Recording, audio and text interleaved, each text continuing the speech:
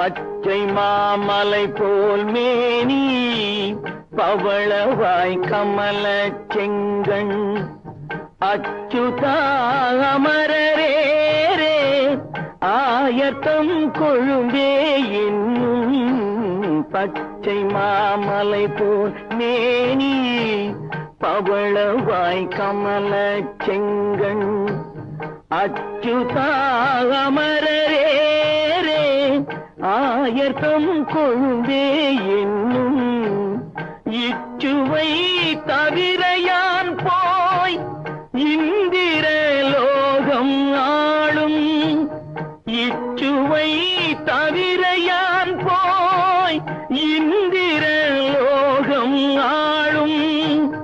அச்சுவை பெரினும்